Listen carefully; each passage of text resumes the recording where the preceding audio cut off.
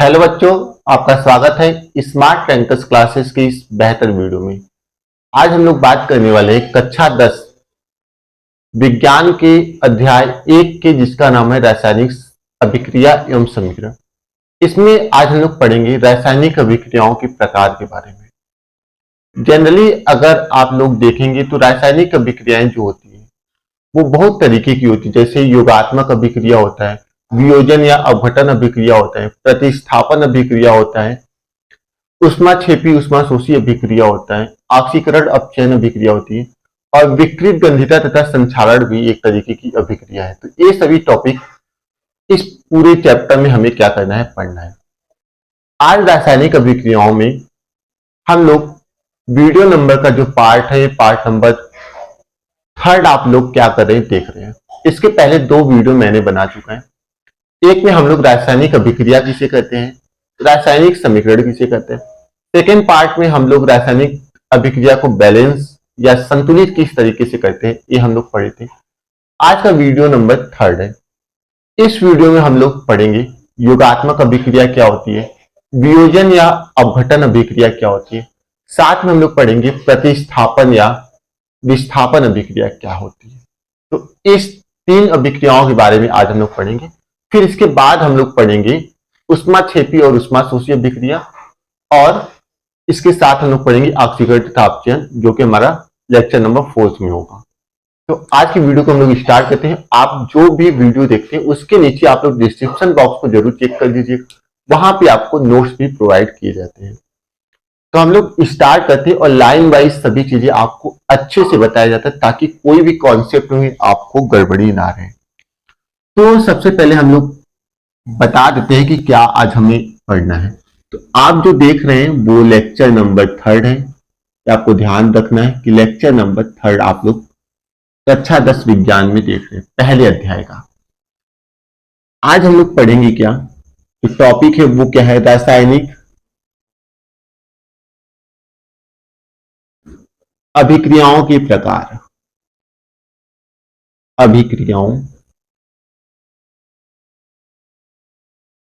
रासायनिक अभिक्रियाओं के प्रकार।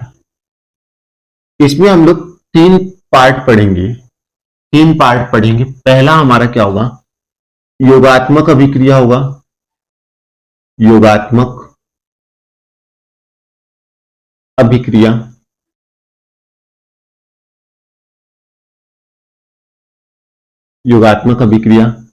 सेकेंड हमारा होगा वियोजन अभिक्रिया, वियोजन।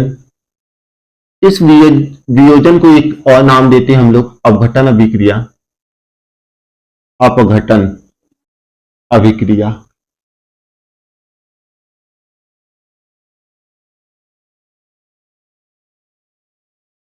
और थर्ड नंबर पे आता है प्रतिस्थापन अभिक्रिया, प्रतिस्थापन अभिक्रिया।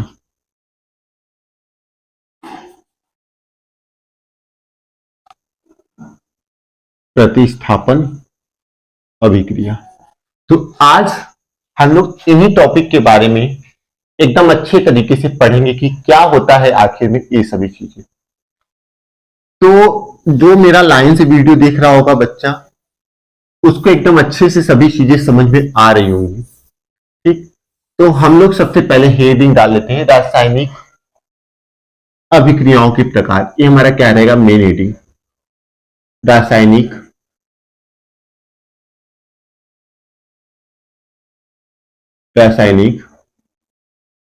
अभिक्रियाओं के प्रकार। रासायनिक अभिक्रियाओं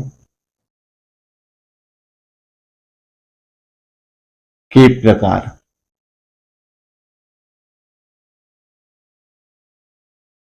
तो जो रासायनिक अभिक्रियाएं होती हैं, उन रासायनिक अभिक्रियाओं को विशेष मतलब अलग अलग अभिक्रियाएं जो होती है, उस हर एक अलग अलग अभिक्रियाएं की अलग अलग प्रॉपर्टी होती है। तो उनके गुणों के आधार पे रासायनिक अभिक्रियाओं को बहुत सारे भागों में बांटा गया है। तो वही हम लोग थोड़ा सा हिंट देते हैं, जैसे कि मैं आपको उस तरीके से पढ़ाने की कोशिश करता हूं कि आप एक बेटर नोट्स भी बना सकें। तो उस आधार पे मैं आपको बताता हूं और उस आधार पे लिखवाता हूं। यहां पे हम लोग लिखेंगे क्या? रासायनिक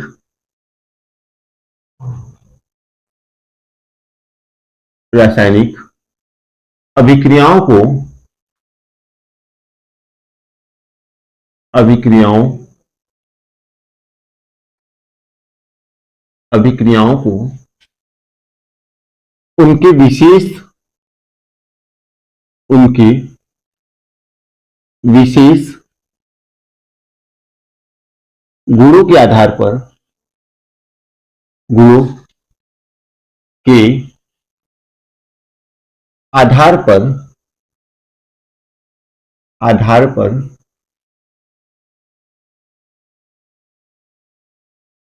निम्न भागों में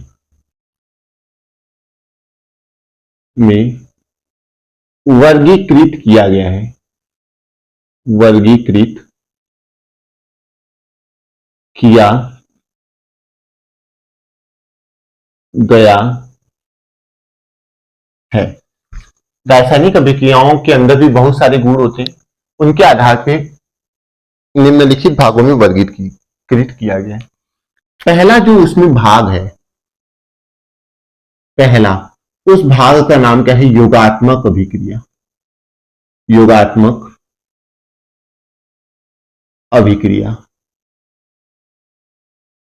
योगात्मक अभिक्रिया हम लोग समझेंगे कि योगात्मक जो शब्द है, इस योगात्मक शब्द से ही आपको बहुत सारी चीजें पता हो जा रही हैं। योगात्मक का मतलब क्या होता है? जुड़ना। तो ऐसी अभिक्रिया जिसमें दो या दो से अधिक पदार्थ जुड़ करके या संयोग करके एकल उत्पाद का निर्माण करते हैं, उस अभिक्रिया को हम लोग क्या बोलते हैं? योगात्मक अभिक्रिया कहते हैं। जैसे कि मैं आपको एग्जाम्पल के थ्रू भी समझाऊंगा, आपको टेंशन लेने की जरूरत नहीं है। हर एक चीज में आपको अच्छे से समझाऊंगा, पूरी चीजें आपको समझ में आएगी जब मैं आपको एग्जाम्पल या उदाहरण इसका बताऊंगा। तो यहां पे लिखेंगे ऐसी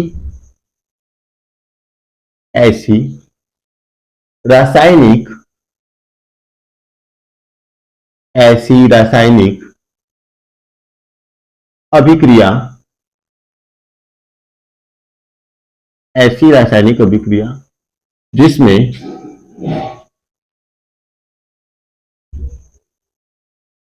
दो या दो से जिसमें दो या दो से अधिक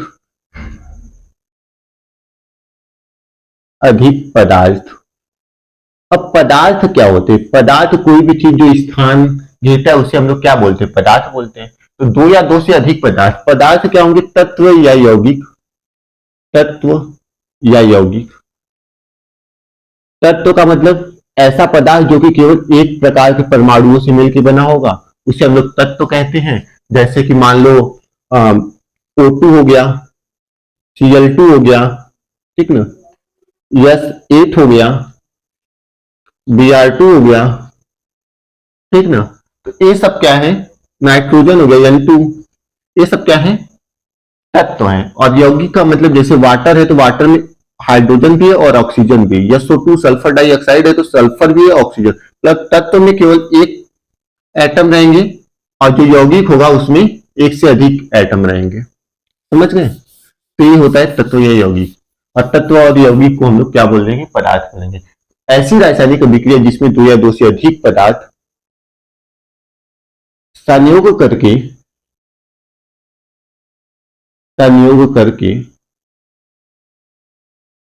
एकल उत्पाद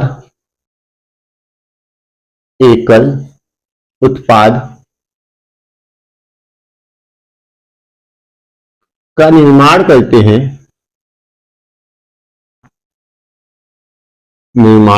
हैं उसे योगात्मक अभिक्रिया कहते हैं। योगात्मक योगात्मक अभिक्रिया कहते हैं। योगात्मक अभिक्रिया कहते हैं। अब हम लोग क्या देखेंगे, अब हम लोग देखेंगे आगे उदाहरण, योगात्मक अभिक्रिया जो है, इस योगात्मक अभिक्रिया का उदाहरण क्या होता है। तो यहां पे आगे हम लोग क्या लिखेंगे, इसमें उदाहरण। उदाहरण उदाहरण में पहला हम लोग उदाहरण देखेंगे। पहला उदाहरण क्या हम लोग देखेंगे, जो कोयला होता है, कोयला को जलते हुए आप लोग बहुत बार देखे होंगे। तो कोयले का जो दहन होता है वो एक तरीके का योगात्मक अभिक्रिया का क्या है, उदाहरण। पहला हम लोग देखेंगे कोयले का दहन। कोयले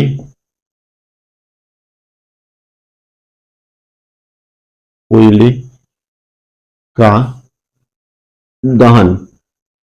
कोयले का दहन, तो कोयले के दहन का मतलब, जो कोयला का मतलब क्या है, कार्बन। कोयले को हम लोग क्या बोलते हैं, कार्बन से लिखते हैं, कार्बन के लिए सी। और जो कोयला रहेगा वो ठोस अवस्था में, तो ठोस अवस्था को रिप्रेजेंट करने के लिए, प्रदर्शित करने के लिए यस का यूज करेंगे। तो ये हमारा क्या है, कोयला है, कोयला। अब आगे आप लोग क्या जानते हैं कि कोई भी चीज अगर जलता है तो वो किसकी उपस्थिति में जलता है, ऑक्सीजन गैस की उपस्थिति में जलेगा। तो O2 क्या है, ऑक्सीजन है, जो कि गैस के फॉर्म में है। ये क्या है, ऑक्सीजन।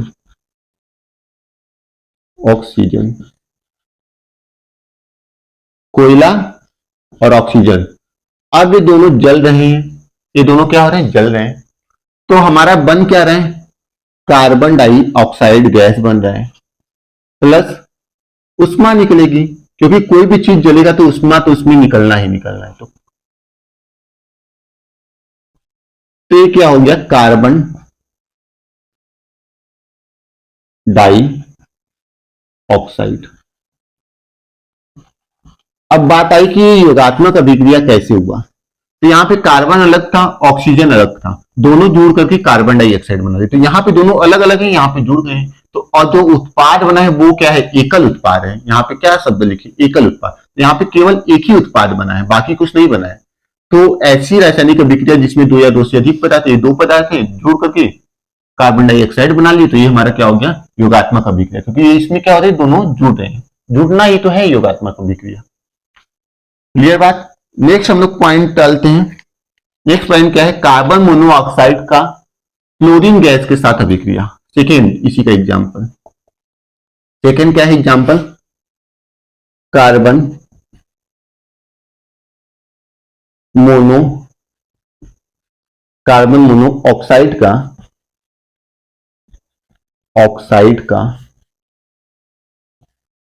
क्लोरीन गैस से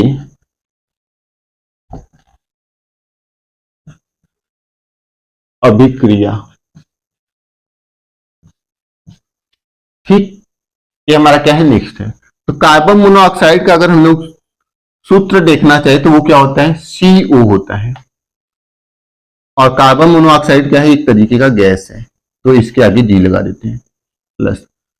किससे अभिक्रिया कराना है, क्लोरीन गैस से। तो क्लोरीन को Cl2 लिखते हैं, और ये भी क्या है, गैसी फॉर्म में। अब दोनों आपस में अभिक्रिया कर लेंगी, यहां पे बनेगा जो उत्पाद COCl2 बनेगा। इस COCl2 को क्या बोलेंगे हम लोग, कार्बोनिल क्लोराइड बोलते हैं। COCl2 को क्या बोलते हैं, कार्बोनिल क्लोराइड। तो ये क्या है, कार्बन मोनोऑक्साइड है। ये हमारा जो चीज है वो क्या है, कार्बन मोनोऑक्साइड। यहां पे मैं लिख देता हूं, carbon monoxide. Carbon mono oxide oxide. ये क्या है, क्लोरीन गैस है, जान रहे हो। और ये क्या है, कार्बोनिल क्लोराइड। तो यहां पे देखिए अगर, तो आपको एक इंफॉर्मेशन मिल रही होगी, यहां पे भी दोनों क्या है, अलग अलग हैं, और दोनों रिएक्शन करके एक उत्पाद बना रही, कार्बोनिल क्लोराइड। तो ये हमारा क्या हो गया, योगात्मक अभिक्रिया के बारे में कंप्लीट इंफॉर्मेशन है। मुझे उम्मीद है कि ये योगात्मक अभिक्रिया आपको समझ में आ चुकी होगी, और योगात्मक अभिक्रिया में केवल आपको इतना ही पढ़ना है। नेक्स्ट हम लोग देखेंगे वियोजन अभिक्रिया क्या होती है। तो आप हम लोग क्या करते हैं, हेडिंग डालते हैं वियोजन या अपघटन अभिक्रिया। ये हमारा नेक्स्ट हेडिंग है, सेकेंड नंबर का। सेकेंड नंबर क्या है, वियोजन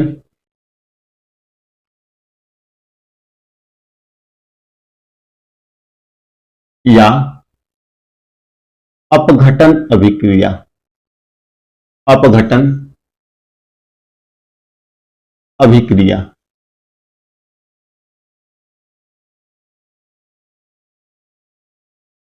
अब बात आती है कि वियोजन या अपघटन का मतलब क्या हो। वियोजन का मतलब टूटना, वियोजन का मतलब टूटना।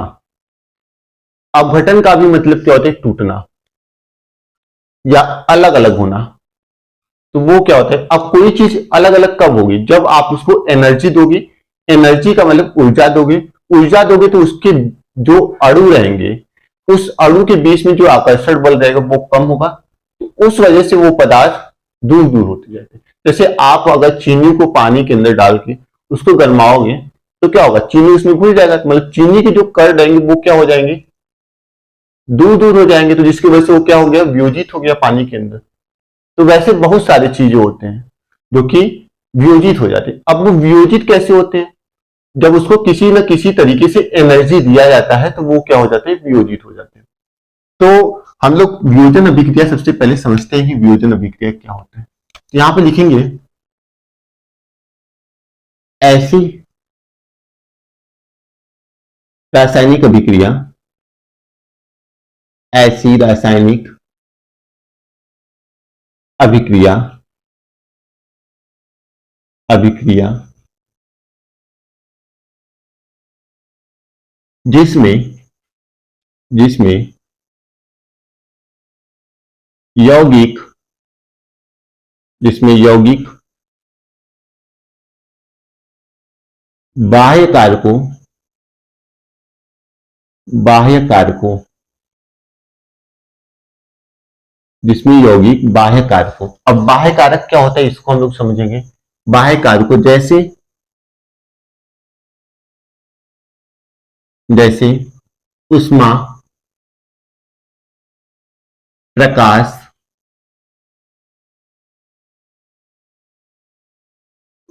तथा विद्युत, विद्युत के प्रभाव द्वारा, के प्रभाव द्वारा, प्रभाव द्वारा सरल, सरल अणुओं में टूट जाता है, सरल अणुओं में टूट जाता है, टूट जाता है, वियोजन अभिक्रिया कहलाता है। वियोजन अभिक्रिया कहलाता है। वियोजन अभिक्रिया कहलाता है,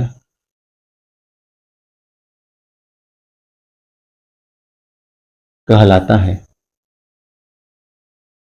अब इसका हम लोग वियोजन अभिक्रिया जो है, उस वियोजन अभिक्रिया का अब हम लोग उदाहरण देखेंगे कि आखिरकार वियोजन अभिक्रिया है क्या।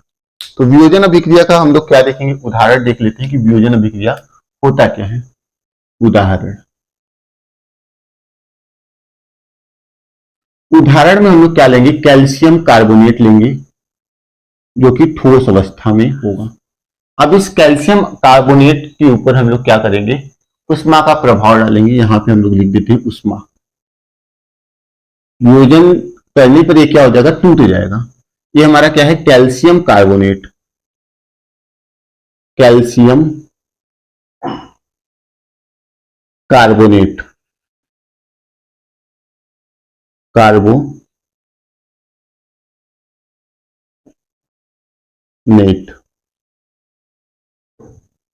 अब उष्मा डालने पे क्या हो गया, calcium oxide plus carbon dioxide में टूट गया। तो कार्बन डाइऑक्साइड तो गैस के फॉर्म में है, ये ऊपर चला जाएगा, और कैल्शियम ऑक्साइड जो है वो ठोस अवस्था के फॉर्म में, और बीच में हम लोग प्लस का चिन्ह लगा देंगे। तो ये टूटा किसमें, कैल्शियम ऑक्साइड। ये क्या है, कैल्शियम ऑक्साइड। तो वियोजन का मतलब क्या होता है, वियोजन का मतलब होता है टूटना।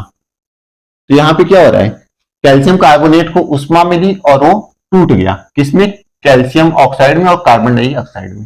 तो एक तरीके का वियोजन अभिक्रिया। ये वियोजन अभिक्रिया किसमें संपन्न हुई है? उष्मा की संपन्न हुई। तो ऐसे अब ये जो वियोजन अभिक्रिया है इसको 3 भागों में बांटा गया है। ठीक, तो यहां पे नीचे हम लोग लिखेंगे इस अभिक्रिया को, इस अभिक्रिया को 3 भागों में बांटा गया है, बांटा गया है। पहला क्या है? पहला इसमें जो है वो हमारा क्या है? उष्मीय वियोजन। पहला क्या है? उष्मीय वियोजन, उष्मीय वियोजन। पहला हम लोग पढ़ेंगे क्या? उष्मीय वियोजन। अब उष्मीय वियोजन क्या होता है? उष्मीय वियोजन ऐसी रासायनिक अभिक्रिया होती है जिसमें जो यौगिक रहेगा वो उष्मा के प्रभाव द्वारा सरल अणुओं में क्या हो जाता है? टूट जाता है। तो वही हम लोग लिखेंगे, वह रासायनिक अभिक्रिया जिसमें यौगिक उष्मा के प्रभाव द्वारा, वह रासायनिक, वह रासायनिक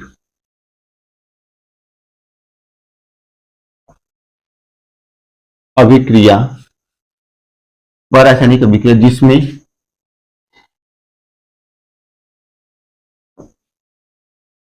यौगिक, यौगिक उष्मा के प्रभाव से, उष्मा के प्रभाव से सरल, सरल अणुओं में, सरल अणुओं में टूट जाता है, टूट जाता है।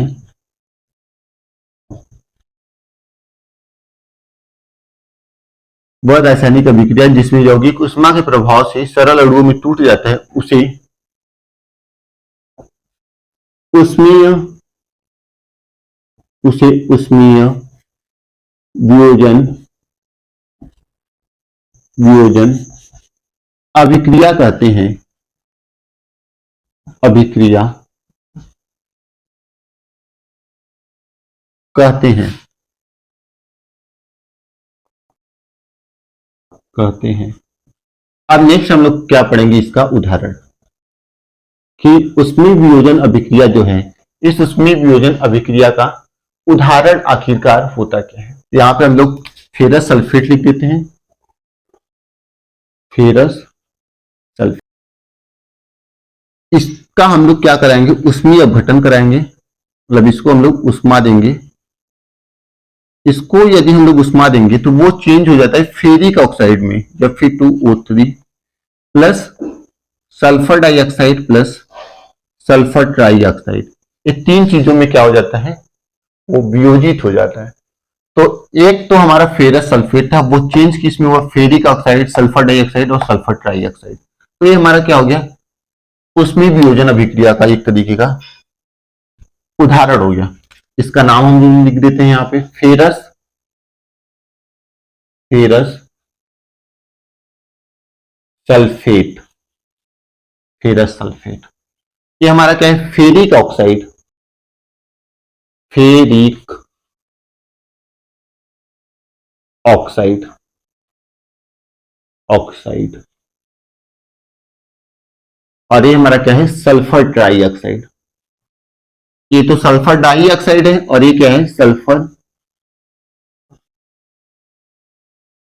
Try oxide.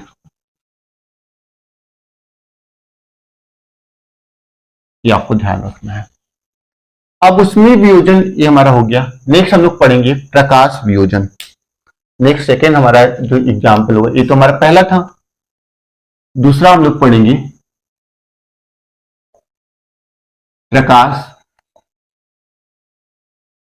वियोजन।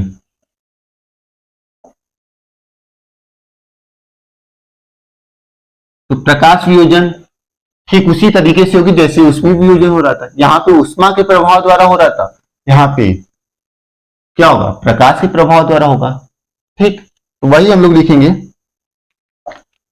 वह वियोजन अभिक्रिया, या ऐसे लिखते हैं, ऐसी ऐसा वियोजन अभिक्रिया, ऐसा वियोजन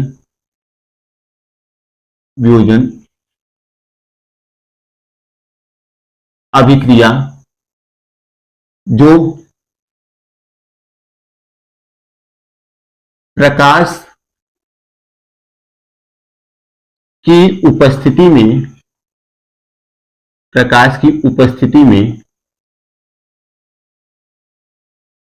में होती है,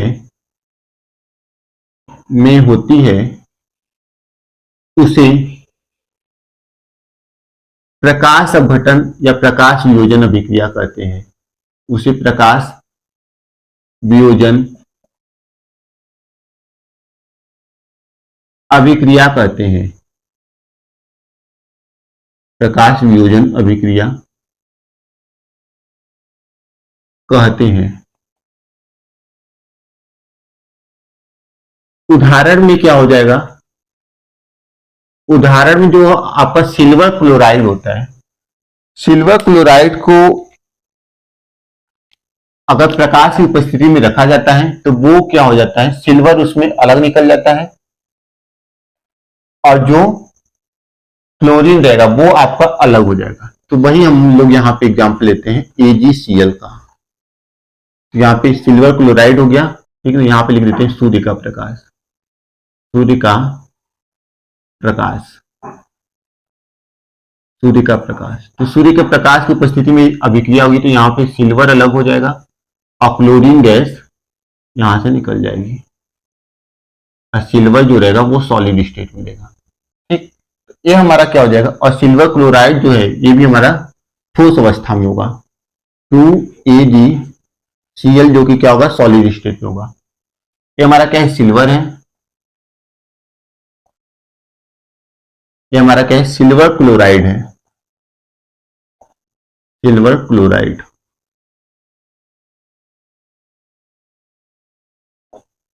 तो जब सिल्वर क्लोराइड की सूर्य के प्रकाश की उपस्थिति में अभिक्रिया होती है तो सिल्वर अलग हो जाता है और क्लोरीन गैस अलग मुक्त हो जाता है। ठीक, नेक्स्ट थर्ड नंबर पे विद्युत अपघटन या विद्युत वियोजन भी बोल सकती हो, विद्युत अपघटन। विद्युत अपघटन का मतलब क्या होता है, विद्युत अपघटन अभिक्रिया एक ऐसी अभिक्रिया होती है जिसमें यौगिक जो रहेगा उस यौगिक के जलीय विलयन में अगर हम लोग विद्युत धारा प्रवाहित करते हैं तो वो जो यौगिक रहेगा वो सरल अणुओं में क्या हो जाता है, टूट जाता है। जैसे वाटर का एग्जांपल लेंगे तो वाटर में अगर हम लोग विद्युत प्रवाहित करेंगे तो उस कंडीशन में हाइड्रोजन अलग हो जाता है और ऑक्सीजन अलग हो जाता है। तो वही हम लोग यहां पे लिखेंगे, वह अभिक्रिया जिसमें यौगिक की, वह अभिक्रिया जिसमें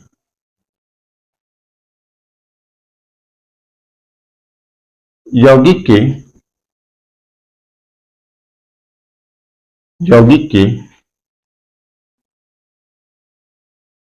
जलीय विलयन में विद्युत धारा प्रवाहित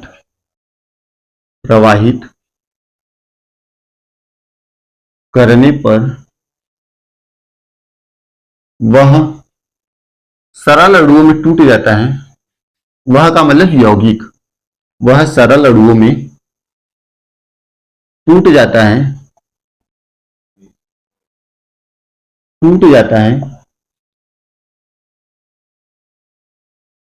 उसे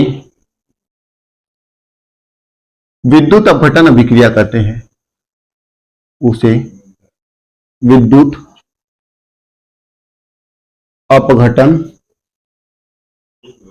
अभिक्रिया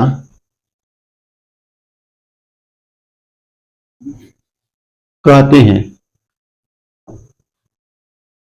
उसे विद्युत अपघटन अभिक्रिया कहते हैं। उदाहरण में हम लोग देखेंगे, उदाहरण में सबसे सिंपल एग्जांपल जो है आपका वाटर है।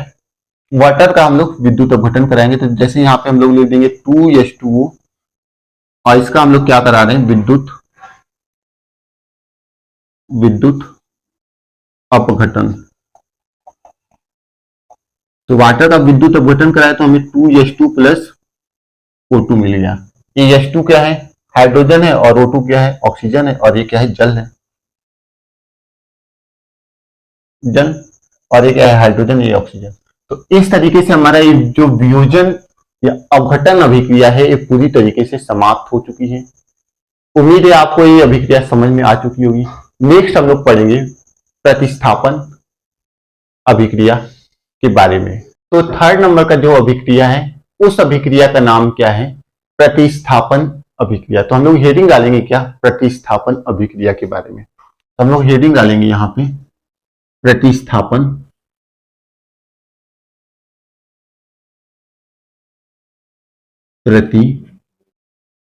प्रतिस्थापन अभिक्रिया, प्रतिस्थापन अभिक्रिया। तो प्रतिस्थापन अभिक्रिया क्या होता है, वो अभिक्रिया होती है जिसमें अधिक क्रियाशील जो तत्व रहेगा वो कम क्रियाशील तत्व को विस्थापित कर देता है। जैसे आपके क्लास में कोई बच्चा तेज है और कोई बच्चा कमजोर है, जो तेज बच्चा रहेगा वो क्या करेगा, बार बार जल्दी जल्दी रिप्लाई करेगा। या हम लोग अगर सिंपल एग्जांपल लेके, तो अगर कोई बच्चा ज्यादा शरारती है और कोई बच्चा एकदम सीधा साधा है, तो जो ज्यादा शरारती रहेगा वो सीधे साधे को परेशान करेगा, जिसकी वजह से सीधा साधा वहां पे बैठेगा नहीं उसके पास, वो अपनी जगह को छोड़ के दूसरी जगह चला जाएगा। तो एक तरीके का प्रतिस्थापन अभिक्रिया का क्या हो गया, उदाहरण हो गया। तो वही मैं यहाँ पे लिखने की कोशिश करता हूं और आप लोग भी मेरे साथ लिखते चलिए। क्या लिखेंगे आप लोग, वह रासायनिक अभिक्रिया, वह रासायनिक अभिक्रिया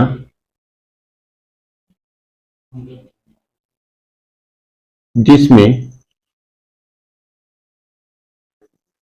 वह रासायनिक अभिक्रिया जिसमें अधिक अधिक क्रियाशील तत्व, अधिक क्रियाशील तत्व तत्व यौगिक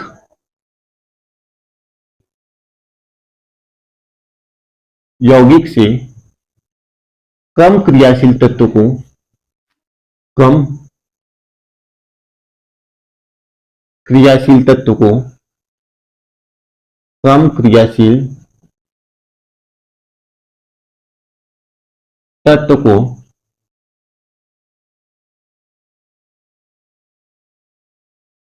प्रतिस्थापित कर देता है, प्रतिस्थापित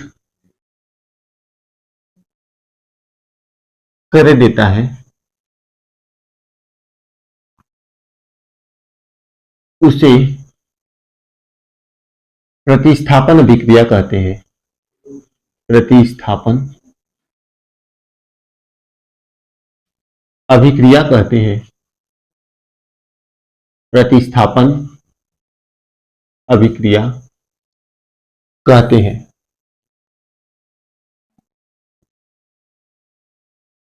तो ये जो प्रतिस्थापन अभिक्रिया होती है ये कितने प्रकार की होती है, दो प्रकार की होती है। तो आगे लिख देते हैं, ये दो प्रकार की होती है, दो प्रकार की होती है, ये दो प्रकार की होती है। ठीक, पहला क्या होती है, एकल प्रतिस्थापन अभिक्रिया। किसी किसी बुक में एकल विस्थापन अभिक्रिया लिखा होगा, तो विस्थापन और प्रतिस्थापन एक ही चीज होता है। पहला क्या है इसमें, ये जो थर्ड नंबर का आप अभिक्रिया देख रहे हैं, एकल प्रतिस्थापन अभिक्रिया, एकल प्रतिस्थापन अभिक्रिया, एकल प्रतिस्थापन अभिक्रिया का मतलब इसमें कोई एक ही तत्व क्या करेगा, प्रतिस्थापित करेगा। इसमें क्या होगा, एक ही जो तत्व रहेगा या एक ही जो धातु रहेगा वो क्या करेगा, प्रतिस्थापित करेगा। यहां पे लिखेंगे जब कोई धातु,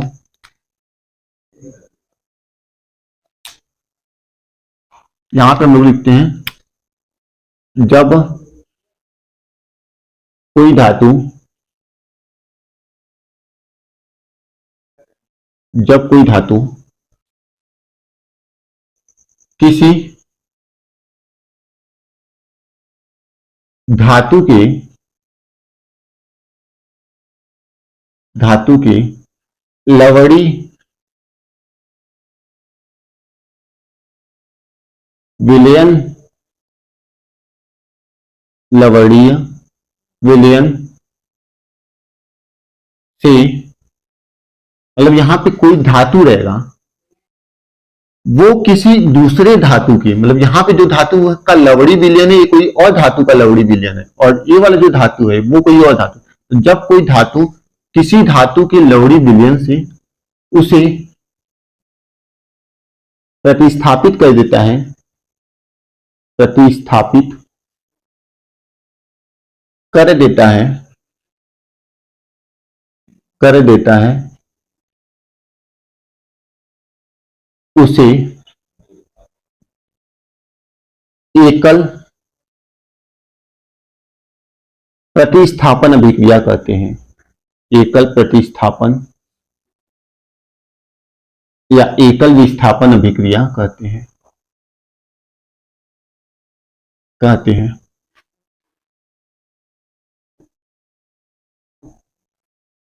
इसमें अगर हम लोग देखें तो इसका उदाहरण क्या होता है उसको हम लोग देखते हैं। क्या देखेंगे हम, उदाहरण। तो पहला उदाहरण देखते हैं। पहला उदाहरण हम लोग क्या लेंगे, यहां पे हम लोग आयरन ले लेते हैं, आयरन, आयरन, आयरन। अब इस आयरन का रिएक्शन हम लोग कराते हैं कॉपर सल्फेट। कॉपर सल्फेट एक एक्वस सॉल्यूशन है, या एक्वस, या बोल सकते हैं एक विलयन है जिसमें पानी मिलाया गया है, और जो आयरन है ये सॉलिड स्टेट में, ठोस अवस्था में है। ये हमारा क्या है, कॉपर सल्फेट, कॉपर सल्फेट। अब जब आयरन कॉपर सल्फेट्स के साथ रिएक्शन करेगा तो कॉपर यहां से हट जाता है और आयरन यहां पे जुड़ जाता है, तो हमारा जो विलयन बन के तैयार होता है वो फेरस सल्फेट बनता है, और यहाँ पे कॉपर अलग निकल जाता है। ये क्या है, फेरस सल्फेट, फेरस सल्फेट। ये क्या है, फेरस सल्फेट, और ये क्या है, कॉपर। ये हमारा क्या है, सॉलिड स्टेट में है, और ये हमारा जलीय अवस्था में, तो इसलिए यहां पे एक्वस लगा देते हैं हम लोग। ठीक, सेकेंड एग्जांपल हम लोग देखते हैं, इसमें जिंक का रिएक्शन करा देते हैं। जिंक, ये क्या है, जिंक। तो जिंक का रिएक्शन कॉपर सल्फेट के साथ अगर हम लोग कराएंगे तो सेम वही चीज होगा। जिंक यहां से कॉपर को हटा देगा तो यहां पे जिंक सल्फेट बनेगा, और यहां पे कॉपर निकल जाएगा। तो ये क्या है, जिंक सल्फेट है, जिंक सल्फेट। और ये क्या था, कॉपर सल्फेट था, कॉपर सल्फेट। तो यहां पे अगर देखें तो यहां पे केवल एक ही तत्व विस्थापित हो रहा है। जैसे आयरन इस कॉपर को हटा दिया, जिंक इस कॉपर को हटा दिया, तो एक ही तत्व क्या करें, प्रतिस्थापित करें, इसलिए इसका नाम क्या है, एकल प्रतिस्थापन अभिक्रिया। एक आता है क्या, उभय प्रतिस्थापन या उभय अपघटन अभिक्रिया या उभय विस्थापन अभिक्रिया, तो उसको हम लोग बोलते हैं, या द्विविस्थापन अभिक्रिया बोलते हैं। सब एक ही नाम है।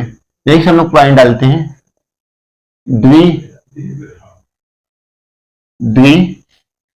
प्रतिस्थापन अभिक्रिया, द्वि प्रतिस्थापन,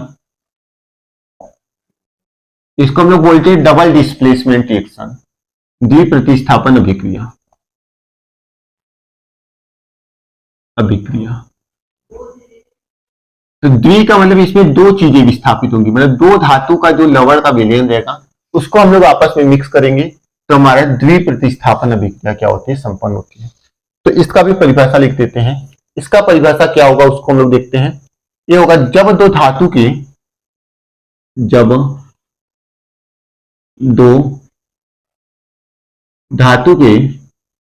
दो धातु के लवण के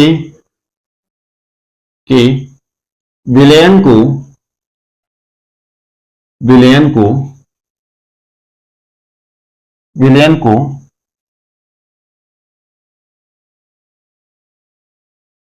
आपस में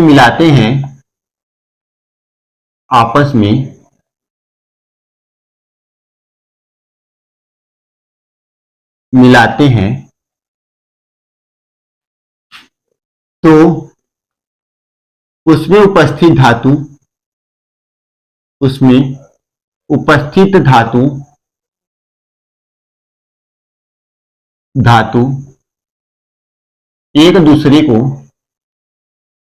एक दूसरे को प्रतिस्थापित कर देते हैं,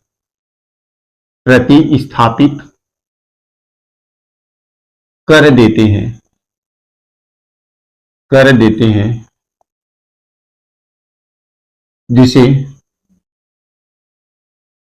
द्विपरिस्थापन अभिक्रिया कहते हैं, जिसे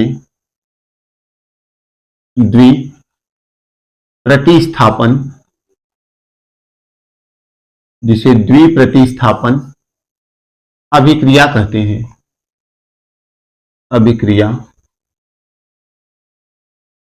हैं, तो द्विप्रतिस्थापन अभिक्रिया का उदाहरण हो गया। इसका अगर हम लोग उदाहरण देखेंगे, तो इसका डिफिनीशन था द्विप्रतिस्थापन अभिक्रिया का। इसका अब हम लोग उदाहरण देखेंगे। हम लोग ले लेते हैं पहले उदाहरण में सोडियम सल्फेट, क्या लेंगे, सोडियम सल्फेट का जलीय विलयन। और इस सोडियम सल्फेट के जलीय विलयन का हम लोग रिएक्शन कराएंगे बेरियम क्लोराइड के साथ। इसका भी बेरियम क्लोराइड का भी जलीय विलयन रहेगा, एक्वस विलयन। अब इसका जब रिएक्शन कराते हैं तो सोडियम बेरियम की जगह पे आ जाएगा और बेरियम सोडियम की जगह पे आ जाएगा। तो हमें मिलेगा क्या, हमें मिलेगा बेरियम सल्फेट BaSO4 प्लस हमें मिलेगा NaCl। ठीक, अब इस अभिक्रिया को हमें क्या करना है, इस अभिक्रिया को हमें संतुलित करना है। ये हमारा क्या रहेगा, एक्वस मीडियम में रहेगा। ये क्या रहेगा, एक्वस मीडियम में। और जो NaCl है ये भी क्या रहेगा, एक्वस मीडियम में। और इसके बीच में हम लोग प्लस लगा देते हैं। ये हमारा क्या है, सोडियम सल्फेट है, सोडियम सल्फेट। ये क्या है, बेरियम क्लोराइड है, बेरियम क्लोराइड। ये क्या है, बेरियम सल्फेट है। ये क्या है, सोडियम क्लोराइड है, सोडियम क्लोराइड। ये क्या है, सोडियम क्लोराइड। और ये क्या है, बेरियम सल्फेट,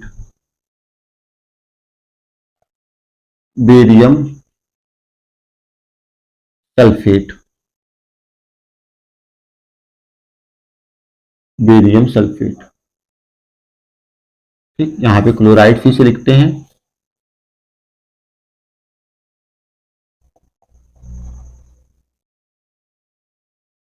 तो अब इस अभिक्रिया को हम लोग संतुलित कर देते हैं, क्योंकि ये अभिक्रिया अभी क्या है, संतुलित नहीं है। तो संतुलित नहीं है तो इसको हम लोग संतुलित कर देते हैं। यहाँ पे क्लोरीन 2 है, यहाँ पे सोडियम 1 है, यहाँ पे बेरिलियम 2 है, तो संतुलित कर दो। यहाँ पे अगर क्लोरीन 2 लिख रहा है तो यहाँ पे 2 लगा दो। सोडियम सल्फेट का जो फॉर्मूला होगा वो Na2SO4 होगा। सॉरी, यहाँ पे गलती हो गई थी। सोडियम सल्फेट का जो फॉर्मूला होता है वो Na2SO4 होता है। ठीक ना, अब हमारा समीकरण संतुलित है। सेकेंड हम लोग अगर अभिक्रिया देखेंगे तो सेकेंड अभिक्रिया क्या होगी, सेकेंड अभिक्रिया भी आसान है। सिल्वर नाइट्रेट AgNO3 का अगर हम लोग रिएक्शन कराते हैं, इसका एक्वस सॉल्यूशन रहेगा और इसका रिएक्शन हम लोग कराएंगे पोटेशियम क्लोराइड KCl, यहां पे भी एक्वस सॉल्यूशन है, दोनों का रिएक्शन करा देंगे तो बस इधर एक दूसरे को एक्सचेंज कर देंगे, तो यहाँ पे Cl के साथ Ag आ जाएगा, तो AgCl ये हमारा सॉलिड स्टेट में बनेगा, AgCl सॉलिड स्टेट में, और KNO3 जो रहेगा वो हमारा लिक्विड स्टेट में बन जाएगा, KNO3 मतलब ये एक्वस स्टेट में रहेगा। इसको हम लोग बोलेंगे सिल्वर नाइट्रेट, इसको हम लोग बोलेंगे पोटेशियम क्लोराइड, AgCl को बोलेंगे सिल्वर क्लोराइड और KNO3 को बोलेंगे पोटेशियम नाइट्रेट।